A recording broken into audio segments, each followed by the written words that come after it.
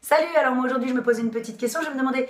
Ouais non, en fait je vais pas vous mentir, hein, cette question pour une fois, elle est pas de moi. Pour la petite histoire, c'est très simple, on est jeudi 11 février, il est 7h44, je me réveille, je me fais couler un café et la première chose que je fais évidemment c'est regarder mon Facebook. Et là, je reçois ça. 1956, aurais-je l'honneur d'une danse?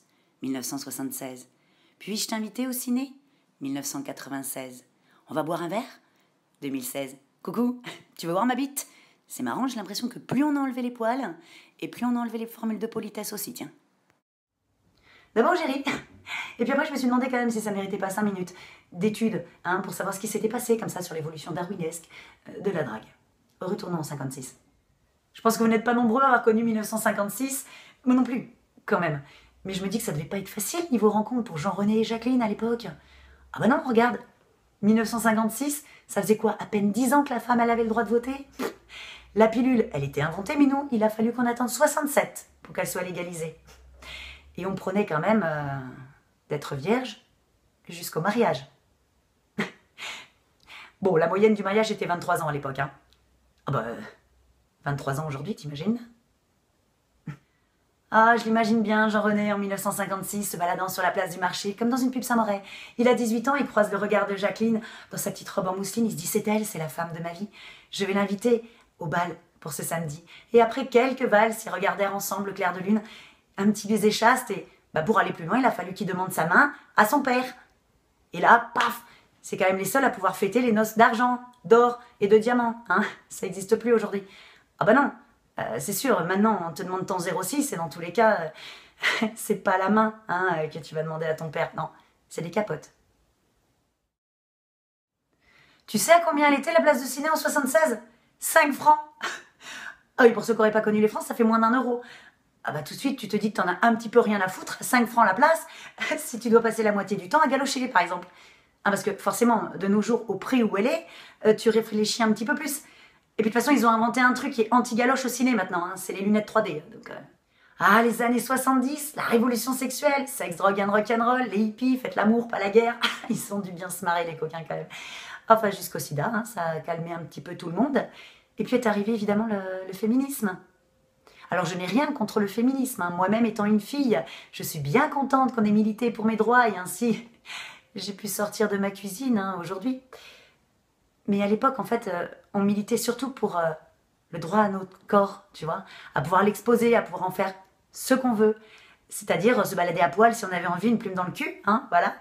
Mais après, c'était « je ne suis pas une femme objet ». Et ouais, les années 70, c'est un petit peu le libérer, délivrer de la femme. Elles ont enfin compris, et les mecs aussi, qu'elles pouvaient travailler, avoir un salaire, et pas être obligées d'être tributaires d'un mec pour pouvoir vivre. Et elles ont aussi compris qu'elles pouvaient divorcer. Oui, non, parce qu'avant, ça ne le faisait pas. Hein. C'est... voilà. Ah, il est bien loin, le bal sur la place du marché de Jean-René en 56. Ah bah ouais, en 96, Kevin, il te propose un ginto en discothèque, au Macumba, dans l'espoir peut-être que tu finiras sur la banquette de sa Clio, sur le parking. Ah, les années 90, on sort de plus en plus, on boit de plus en plus, ça inquiète nos parents, hein, génération cirrhose, attention quand même. Mais au moins, Kevin, à l'époque, il draguait en soirée, Kevin. Il venait te voir, il te proposait un verre, certes. Il avait une idée derrière la tête. Mais au moins, il te parlait un peu, Kevin. C'est gentiment proposé, mais non merci. Par contre, là, il s'est passé quoi, les gars, en 20 ans? Je veux dire, entre Kevin, qui voulait t'offrir un verre au Macumba, et Hugo, qui veut montrer sa bite à tout le monde, il y a quand même un décalage. C'est pas parce qu'on a fait la révolution sexuelle qu'il faut maintenant devenir vulgaire. Enfin si, tu sais ce qui s'est passé, évidemment. Internet, déjà. On a démocratisé le sexe. Aujourd'hui, il est d'une facilité déconcertante, évidemment. Entre tous les réseaux sociaux, Twitter, Facebook, Instagram, Snapchat, je veux dire, regarde, on a même fait couler les sex shops. Il y a 20 ans, si tu voulais regarder un film porno, c'était limite sous le manteau, tu te le passais de pote en pote, t'avais vu 30 fois le même. Et si tu devais aller le chercher dans un magasin, tu marchais comme ça dans la rue, tu vois. La grosse honte. Maintenant, en 3 secondes sur Google, tu peux taper toutes tes préférences. Je parle même pas des sites de rencontres, évidemment, tellement facile aujourd'hui. T'imagines, à l'époque, c'était sur un journal. Il fallait répondre, il fallait écrire, il n'y avait même pas la photo des gens. Tu pouvais pas noper ou liker, tu vois, ça marchait pas comme ça. Enfin, surtout, ils te proposaient pas des plans à 3, en fait. Maintenant, le sexe, il est partout. C'est un produit de consommation. À l'époque, on le faisait, maintenant on le voit, on nous l'impose.